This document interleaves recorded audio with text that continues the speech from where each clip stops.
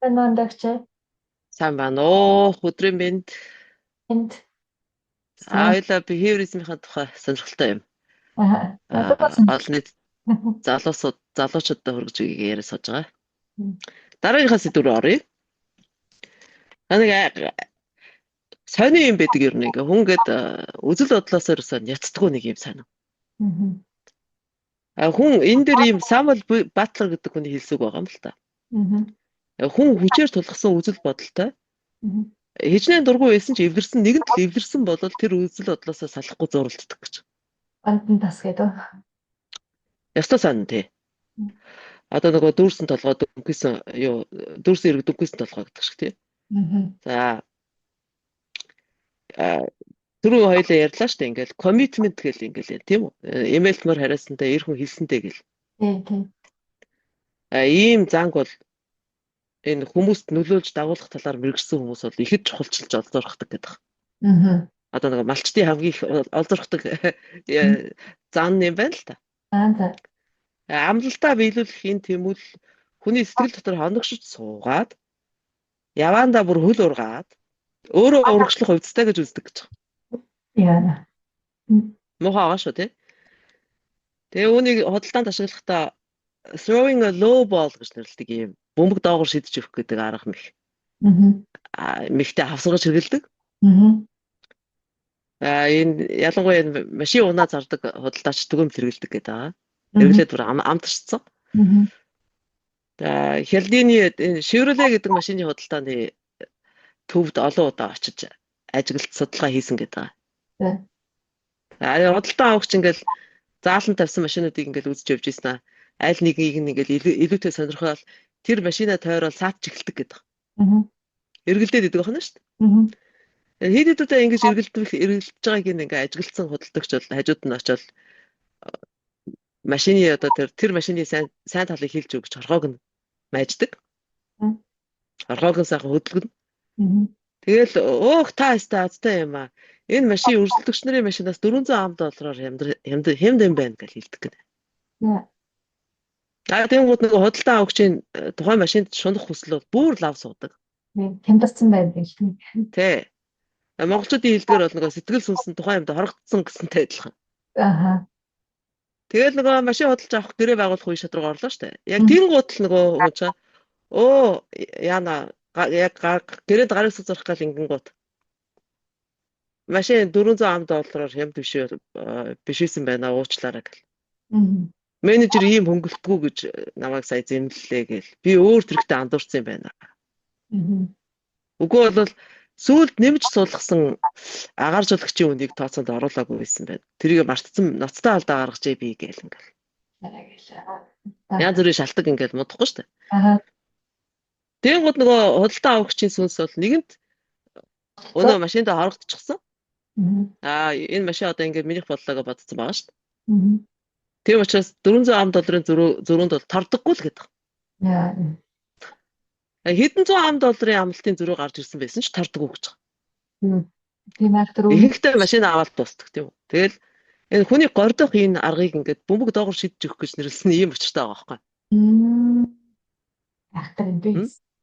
Тэ. Худалдаа авагчид бол худалдагч анханасаа л худлаа ярьж исэн гэсэн бодол ерөөс төрдгөө гэдэг. Өстө мухайн тий. Тий. Гэхдээ энэ анханасаа худлаа ярьж исэн байх гэсэн бод төрөхгүй нэ гэдэг байгаа шүү дээ. Бүр тийм одоо гинэн байх нь шүү дээ хүмүүс ер нь. Тэгээ энэ мэхийн үр дүнг хялдины бас нэг өөр туршилтаар нотлоод авсан байгаа. Тэгээд оюутнуудад эхлээл ингээд өглөө 7 цагаас бясалгалд оролцохыг санал болгосон ч дөнгөж 24% бүртгүүлсэн. Өөр бүлэг оюутнуудад ингээд өглөө бясалгалд оролцохыг цаг дурдахгүйгээр санал болгосон чинь 56% зөвшөөрсөн. За тэнгууд араас нь 7 цагт гэл мэдгдлээ шүү дээ тийм үү. Тэгсэн чинь зөвшөөрсөн оюутнуудын хинж оролцох шийдвэрээсээ буцаагүй. Бүрж гайхалтай нь яг өглөө нөгөө бясалгал болсон чи 7 цагт бүр 95% нь хүрээд ирсэн гэдэг байна шүү дээ. Сайн мод. Эхлээл нөгөө нэг нөхцөлтгүйгээр амлуулах нь чухал юм байна те. Амын авах. Тийм их зөв одоо манад энэ уул урхаач одоо ингээд бүр салахгүй бугалчлаа шүү дээ. Тийм. Тий энэ ч одоо ингээд лавшруулаа. Тэгээ сүүлдээ бид юу болдог вэ? Би л зүгээр хүний хооллолоод дуусчих шүү дээ. Өө амь зуулгаа алдчихж байгаа байхгүй юу ерөөсөө. Бэлчээр байхгүй болчихно. Юугаа идэх юм одоо сүулдэ тийм ээ? Цэврээс авахгүй болчихно. Цэврээс авахгүй болчихно. Гэхдээ ийм л процесс явагдаад байгаа байхгүй манай. Тийм учраас энийг бид нар мэддэг байх хэрэгтэй. Бөмбөг доогоор шидэт байгааг ерөөсөө тэр ойлгож байгаа амьтад жалгаа ярис. Тий. Одоо энэ хялдины урд нь бас нэг хурш эмхтэй Сара гэж жишээ тал ярьж ирсэн тийм үү? Тий. Тэрний тэр хамтран амьдрагч тим гэдгийг бол ерөөсөө тэр бөмбөг доогоор шидэж өгч орхиндоо оруулдаг мөхийг гаргууд эзэмшсэн хүн гэж дүгнсэн байгаа шүү дээ. Тэгээ яг хялдины болохоор тэр хурш тэр Сара гэдэг эмхтэйгээ хүлээж авахгүй гэж мэдж байгаа учраас ууралж магадгүй гэж айж байгаа учраас тимийн энэ залмихийг тайлбарлаж өгөөгүй гэж байгаа. Энэ юу гэлж байна? Яг энэтэй хамаатай юм марк твэний хэлсэн айхтар үг гэдэг байхгүй. Юу гэхээр хүмүүст хуурцныг нь мэхлүүлснийг нь ойлгуулах гэснээс тэднийг нэмж хуурж мэхлэх нь хавьгүй амар байд юм аа гэж. Эцсэн хүн хаалж болох юм байна тий. Тэ? Хууртна гэдэг ерөөсө тэнгийн нотлохоо учраас хүмүүс хуурцнаа хүрэн зөвшөөрөх тийм дургүй. Тэгээ дахиад хуурсан бүр амархан бичсэн. Тэ тэгэл удаа дараалан хууртаал яваад байна гэсэн үг байна шүү дээ тийм үү? Аимшигтэй. Амар юм бэ. За хуурдаж залдуулж байгаагаа мэдхэд бас тусдаа хоёр арга номондоо зааж өгсөн ба. За. Нэгдүгээрт нь ингээл хэн нэгэн өөрийнх нь ингээл яг ид ухуулж штэ үгүй шалж байгаа үе штэ тийм. Ийм үед ингээл гид содод ямар мэдрэмж төрүүлж байгааг анхаарч гэж. Гидсний бичил бит. Хүний өөртөө засах мэдрэлийн системийн биохимийн урвалэгзэгтэй үед одоо шийдвэр гаргахад үлэмж нөлөөтэй байд юм байна. Доктор пал хийх, бэлбэгнэх, хутгарах ч гэдэм үү, гидс мушгирах үгүй нүд бүрэлцэх тийм үү? Чих шүүгээ явуучих ч гэдэм үү, ийм эвгүй мэдрэмж төрөх юм бол шийдвэр гаргахаас шууд зайлсхийх маш хэрэгтэй гэдэг. Бас мэдмээр юм байна. Тэг чи би махад өөрөө хэлээд ш, тохиолоод ш тийм үү? Болоо наадах чи нэмье гэд. За хоёр дахь арга нь гэх юм бол ерөөсөө хүн ингээд толгоогоороо бүхнийг шийддэг гэж боддог. Энэ бол төрөгдөл. Асар буруу. Зүрх сэтгэлийнхаа мухраас ирж байгаа дохойг алхам тутамдаа нухчин дарж сонсохгүй явдаг. Ингэж боддог хүмүүс бол тийм үү? Ингээл толгоогоороо бүхнийг шийдээд ийн гэж бодоод байгаа ш тийм үү? Тэгээ өмнө хийсэн шийдвэр өөрт одоо тусгай үр дагавар дагуулад байгаа бол байз юу вэ? Одоо мэдж байгаа бүхнээс аваад үзэхэд одоо миний гаргасан шийдвэр ямар хийтэй байсан юм бэ? Тэр үеийн шийдвэр ер нь ямар хийтэй байсан юм бэ? Хэрвээ би тэр үед яг одоо мэдж байгаагаа мэдчихсэн бол ер нь ийм шийдвэр гаргах байсан уу гэж өөрөөсөө асуучих. Тэгээ зүрх сэтгэлийнхээ хариуг чагнах хэрэгтэй гэдэг. Яг хөө тэр хариу бол мэдээж бодлоор ирнэ тийм ээ. Тэгтээ нөгөө бидний толгоогоор бүгдийг шийднэ гэж боддог бодлоос тийс өөр чанартай гэдэг. Тийм штэ. Гаднаас толгойдоо суулгаад авцсан. Тэгээд өөрийнхөө бодолтой андуурж явдаг тэр зүйлсээс тийс өөр чанартай. Ингэж асуусан нөхцөлд бол ингээд хүн шийдвэр гаргасан шалтгаануудаа яг боддоор нь түншиж бодно гэсэн үг. Өөрийгөө хуурахгүйгээр. Тэгэхээр шалтгаанууд бидний хийсэн шийдвэрээ зөвтгөхийн тулд бодож олсон арга самнаас өөр гэдэг байгаа байхгүй юу? Бид нар чи ингээд гаргасан шийдвэрээ зөвтгөх гэж элдв янзын худлаа арга самнууд бодоод өөрийгөө хураа яваад байдаг. Тэгэхээр ингэж асуусан нөхцөлд бол шийдвэр гаргахад нөлөөсөн шалтгаануудыг шийдвэр гаргасны дараа өөрийгөө зөвтгөж зохиож бодсон арга самнуудаасаа ялгаж салгаж бодоход хэрэгтэй байхгүй. Тэрийг хооронд нь хольж чадахгүй байх.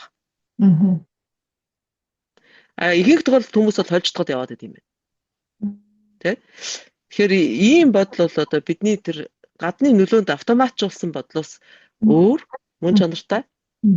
За ухааныг сэтгэлдээ нэгтгэж ургуулсан уран нарийн бодол байдаг юм байна.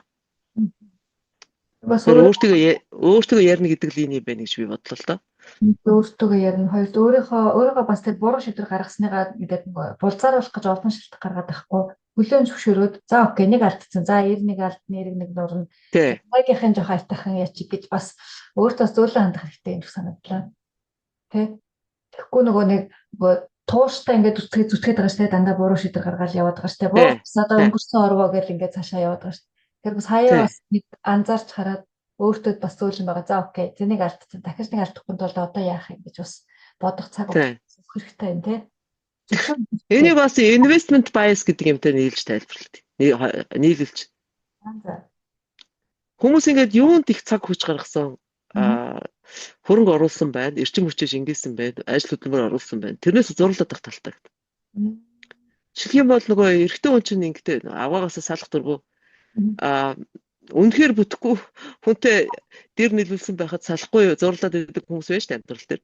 За. Эрэгтэй хүмүүсийн тэр салахгүй зурлаад байгаа шалтгаан ихэнхдээ тэр зарцуулсан мөнгө хөрөнгөтэй холбоотой байдаг гэдэг байгаа байхгүй. Нэг тийм юм сонсч ирсэн. Тэр үнэ юм. Тэрийг investment bias гэдэггүй. Яг хөө ер нь төсөөлтөө юм чаа тий. Бас нөгөө талаас нь тайлбарлаж байгаа байхгүй ингээд. Амархан хэлбэр ороод ирсэн бол хаяа явуулахад амархан тийм болохоор их мөнгө зарцсан бол бас тэрэндээ орогдоод байна шүү дээ тийм үү. Гэтэл нөгөө харилцаа бол авах юм аахгүй хортой харилцаа байна тийм үү. Шийдвэр буруу гаргасан нь бол мэдээж юм болчиход байна шүү дээ тийм үү. Тэгээд хахад л одоо зарцуулсан цаг хугацаа мөнгнөөсөө болоод ингээд салахгүй зурлаад байна. Энд чинь гашуун тийм ээ. Гашуун байна тийм. За бүлэг хүмүүсийн сэтгэл зүйн group psychology гэдэг тийм. Энд чинь ингээд corporate organizational psychology тэгэл улс төрийн psychology гэдэг хэрэгтэй гэдэг байхгүй. Улс төрийн сэтгэл зүй, корпорац, байгууллагын сэтгэл зүй гэл тийм ээ. За энэ нөлөөлөл ятгалгын сонирхолтой үзэгдэл байдаг юм байна. Ингээд тамлуулж хүнд хэцүү сорилт давж гарч ирэх юм бол давж гарч ирүүл нь гişүнээр эсүүлдэг тийм яс. За Өмнөд Америкийн Тонго гэж омогтой эрэгтэй хүүхдийг 90 хүн болгож байгаа ингээл авч яваад балдаг л гээл 3-7 хоногоор уух усгүй идэх хоолгүй тэ зүдрийгээл насан туршийн ирчүүд бас зодж маддаг л гэсэн аюултай юм бол тийм. Тэгээд энэ хүний эрх хамгаалдаг одоо активистуудын шүүмжлэл төр засаг цагдаа хэвлэл мэдээлэл тал бүрээс нь шагалт үзүүлж байгаа шүү дээ. Тийм ээ. Тэгээд энэ дарамт шагалтанд одоогоор ам бүхтэд тэсэр л байгаа гэдэг. Тэр үзэгдэл нь тий. Эрэгтэй хүүхдийг одоо эрхэн болгож байгаа ингээл 3 сарын туршид тарчлаадаг л гэдэг юм л тий.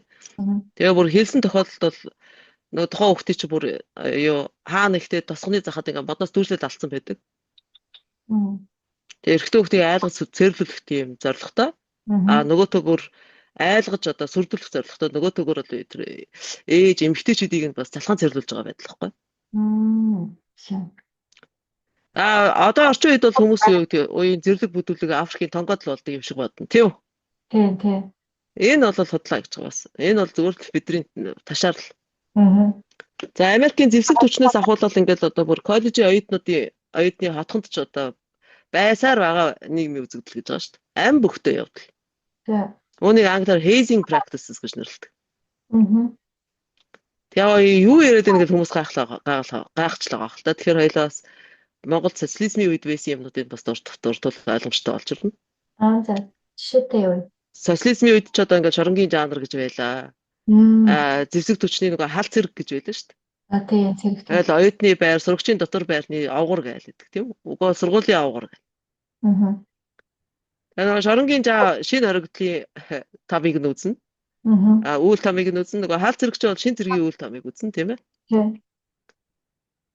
Тэгээ надад ч бас тохиолдчихлээсэн би одоо Дөнгөж Төв аймгийн 1-р 10 жилд 1-р ангид ороод нөгөө ангийнхаа огтод тэгээд хичээл дараал бөрлөхөлдөг байлаа. Нүүлгсэн чулуун борооныхон даагуурлаа ерөөсө гэрээдээ гүүхээр харьдаг л. Яана. Тэгээд тэр үед бол бас тэр ангийнхныгаа турхираад идэг гэсэн ангийн дарга охин байдаг гэсэн. Тэгээд одоо ийм хүмүүс байдагтай бол тийм ирж танилцсан. Тийм учраас ийм үзэгдэлт бол их гайхдаггүй харин хүн яах гэж ингэдэг юм бол гэдэг тэр ард эвсгэрийн шалтгаан сэтгэл зүйн шалтгаан надад сонирхолтой. Тийм шүү дээ.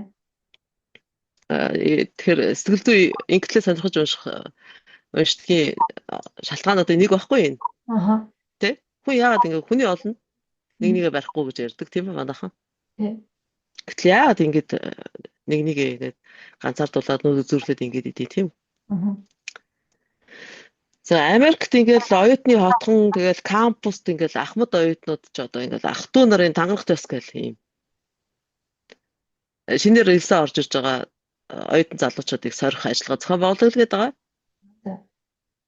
Англиар Hell Week гэж нэрлэдэг одоо 5-7 хоног гэх юм уу? Бүр. Тий. Тэгэл зэрлэг балмад гэж болохоос ёслолд бол залуучууд хэрхэн зовж тарчилдаг тухай хэдэн жишээ дурдсан байгаа. Роберт Хялдины тийм үү? За. Айл 14 настай Михаил Калогрис гэдэг хүү Лонг Айленд эмнэлэгт түргэн тусламжийн машинаар хөргүүлж ирээл. Тэгэл эмнэлэгт одоо тэр омега гамма дельта гэдэг тэр ахан дүүгийн 90 цент төрөх ёслолын үеэр олж авсан гэмтлээсээ 3-7 хоног юу эрчим тэмчилгээнд байж идэгсэн гэдэг ба шүү дээ. Аимшигтай юу? Аимшигтай. Тэгэхээр тэр омега гамма дельта гэдэг нийгэмлэгийнх нь овгорууд бол ерөөсөө хүүг бол ингээд нөгөө гараа дээшээ өргөөл ерөөсөө гараа ерөөсөө доошоо буулгаж болохгүй гэж тушаагаал. Тэгэл тэр гараа өргөж зогсож байхад л ар өрөөс нь дангидсан дулаагаар зай завсргуу зохиод исэн гэдэг. Тэгсэн чинь нөгөө юм дотор салталтай.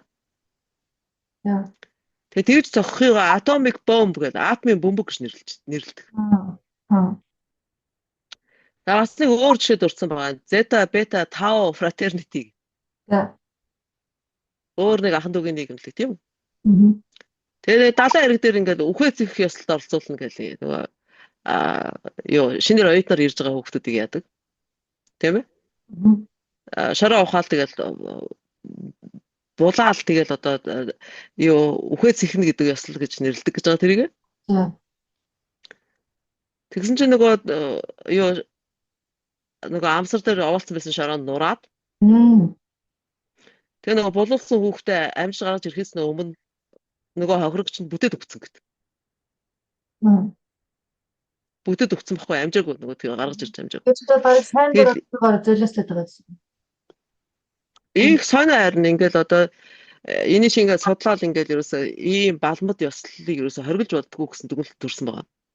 За. Ингээл бэлгийн хайвтал. Арх мансууруулах байц. За энэ hazing гэж нэрлэдэг байгаа энэ хүмүүсийг одоо бүлгэлж хүмүүс ингээд бүлгэлж нэг нэгээ тамлах гэсэн шүү дээ. Ийм хідэн үйлдэлийг бол ерөөсөө нийгэмд хоригдж болохгүй гэсэн байгаа. Гэх санаа. За. Яагаад тэгэхээр хориглохоор нууц болчдөг. Тэгээ үр дагавар нь 20 хөнөөлөнд бүр дийлдэхгүй бол тийм ээ л да. За тэгээ хүмүүс яагаад ингэж нэг нэгээ бүлгэлж тамладаг тухай шалтгааныг одоо 59 онд нийгмийн сэтгэл зүйч Элиот Аронсонд Жадсон Милс гэдэг хүмүүс судалж үзсэн баг. Тэгээ ямар зөвлөлтөнд төрсөн гэж? Хүн ерөөсөө хичнээн зовж байгаад альва төрн тэр юм ал төдий чиний үнцэнтэй гэж ирхэмлдэг юм байна гэсэн зөвлөлтөнд төрсөн баг.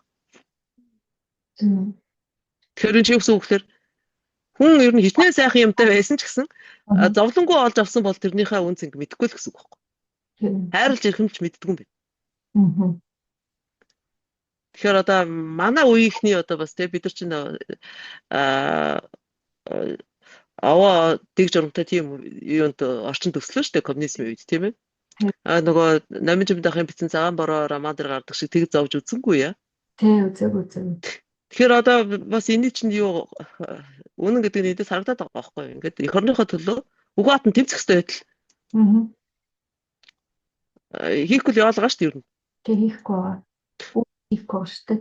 Зун ингээд найр наадам гээл зугаалга гээл тэгэл тэр нэг нийлж байгаа зугаалж байгаа ангийнхантайгаа нийлж байгаа зугаалж байгаа юмудаа тэгэл тавиал идэх. Одоо 60 70 хүрчээд эргээд хүүхд болохгүй шүү дээ бид нар тийм өстэй болно. Тий. Тэгээд Хялдины болохоор энэ дүгнэлттэй санал нийлдэг л гээд байгаа. Тэгэл тэр hazing гэдэг аргас ёслол ерөөсөө ам бүхтэйгийн гол буруут нь бол тэр овгорууд биш гээд байгаа юм. За. Тэр хохирогч тамлуулж ээж гişинээр хэлсэн хүмүүст л гол буруу байна гэдэг байгаа шүү дээ. Тэгэхээр тэдэрс нэг юм тариалагдах гэсэн хэрэгцээ байна тий. Хариалагдах гэсэн. Тэгэхгүй бол хинч биш юу ч болчих юм шиг байна. Тийм ээ? Тэгээ өвхөн хатан тийшээ зүтгэдэг шүү дээ. Тэр нэг тийм тусгай маягийн клубт орох гэдэг шүү дээ. Хөлөвт. Тэгээ нөгөөдөл нь ааж хөлөө өөрөө хүлээж зөвшөөрсөн юм чинь ингээд яавал ч яасан ингээд баг туршилт болгоод. Тий. Ямар айртай. Тэгэхээр хүн өөрөөгөө тэр нөгөө ер нь багасаа зовоо зүдрээд үзчихвэл тэр зовлон байхгүй амар биш үү тийм элдв юмд. Тийм шүү дээ. Одоо тэр нөгөө эрхийг сурахаар бэрхийг сур. Тий. Өглөөний нарыг дулаанд буу бод өсхийн жаргалыг жаргал бүү одоо. Яг үнэ. Олон хүний нөгөө Монгол адуучин Монгол нөгөө нүүдэлчин амьдрал чинь тоглох наадах ажиллах нь бүх цуг гэсэн чинь Тий.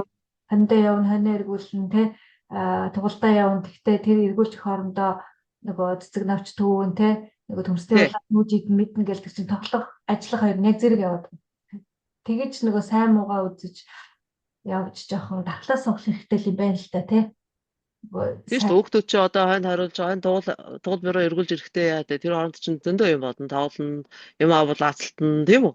тэгээ нэг 5 6 та үг чинь бас айн штэ. Тэгээ 200 300 нэг ишээгүйгээ явчлаа, нэг ишээгүйгээ яах вэ гээл тэр хооронд зохицол сурна гэдэг чинь бас л хөөхөн хэрэндээ таарсан стресс, хэрэндээ таарсан тэр нэг амьдралын зовлон байгаа байхгүй те тэр чи одоо те.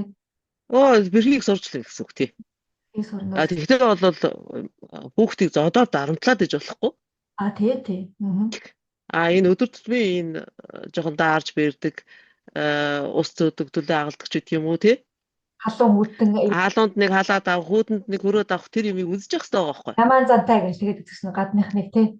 Тий. Гадаад сонгоод тайлаад харангууд өмсөд юу ямаан зантай гэх. Тий. Тэгээ бас нялцгааг нь гайхдаг. Энд бол одоо залуучууд чи зүгээр юу мэдэхгүй нөгөө тэжээвэр нохоо нөхсний төлөө амиа орлох гэдэг нь л гэдэг шүү дээ. Аимшигтэй тийм ээ. Тэгээ нөгөө нэг дэнэгшлэн байхгүй хоёр тэр жижиг сажиг зовлон үзээгүй тэгээд нэг сайхан юу ч хийсэн хамаагүй нэг хадуурын талбай шиг болчихдөг юм уу да тий. Тий. Ерөөсөө их улгааж нэлтэж байгаа гэх.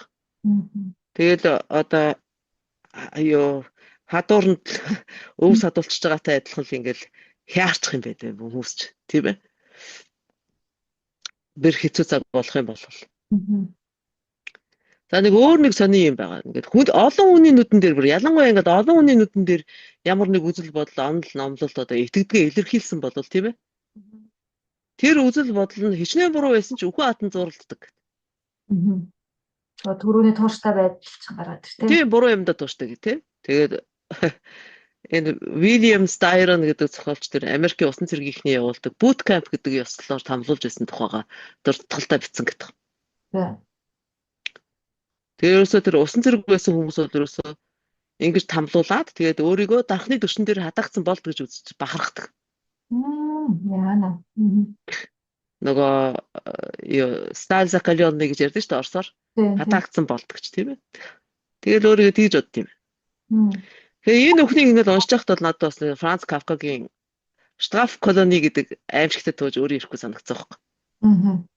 Энэ барууныхны сэтгэл зүйн эмгэгийн чанартай сэтгэл зүйн онцлогуудыг хамгийн тод томрон тэгээд товчхон одоо богино өгүүлэг тууж болгож бичсэн зохиолч Франц Кафка. Маш сонирхолтой бичсэн өөрмөц чадвартай зохиолч. Тэгэхээр бидний барууныхны сэтгэл зүй сонирхдаг хүмүүс ер нь Франц Кафкагийн бүтээлүүдийг уншиж байхад ерөөс илүүдэхгүй байхгүй. Германаар бичсэн тэр аимшигтай туужд бол ингээл энэ цаазын ял авсан хүнийг нь шүү дээ. Үү төмөн хатгууртай араатай машинд оруулаад ингээд няцлаад одоо үлгэрлүүл нөгөө нэг улаан лойлыг няцалдаг шиг. Тэгж алдаг юм аппарат байсан байгаа. Тэр аппаратыг ажилуулж одоо ялын гүйцэтгэл үлддэг тийм нөхрөөж байгаа.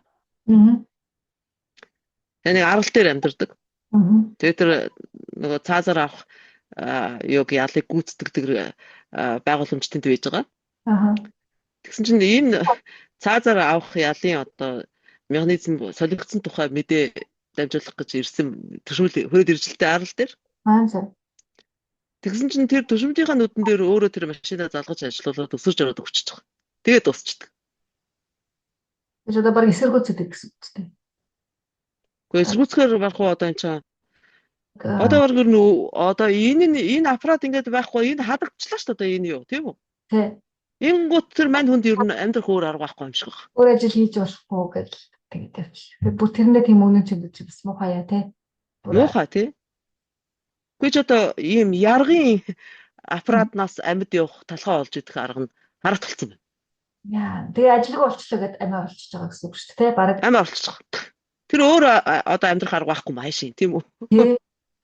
Энэ чинь тэр юу хэлээд байгаа байхгүй тэр хүн ингээд Энэ үзэл бодол хичнээн буруу байсан ч ингээд зурлаад байдгийг Муу юм илэрхийлж байгаа. яваад байна гэсэн чинь ямар Тий? Тэгэхээр ийм сэтгэл хэрэг юм зүйлс ингээд Европ хүмүүс их бичдэг. Ялангуяа энэ behaviorism-ийн дүгнэлтүүд бол надад бол би түрүү хэлээлсэн тийм үү? Хачин жигтэй санагддаг байхгүй юу? Бүр гажиг санагддаг тий. Ингээд хэсэг бүлэг хүмүүс гажиг байлаа гэдэг хүн төрөлхтөн тэр аяараа гажиг болчихгүй шүү дээ. Тэгэхээр бид нар энэ юмнуудыг уншиж судлахдаа тэр латинаар cum grano salis гэдэг одоо юу гэдэг аливаад хизээч багч бас эргэлзэж гэсэн ийм дүнтэй амтчих хэрэгтэй гэж би боддог. Энэ зарчмыг баримталж явах хэрэгтэй. Энд чинь нэг үнэн чинь байгаа, худлаач юм байгаа тийм үү? Тэгэхээр авах юм аваад хайх юм хайж явах бид нар нэг юм өөрийн гэсэн шүүлтүртэй хандж явах, өөрийн гэсэн бодолтой байж явах хэрэгтэй гэж бодож байгаа.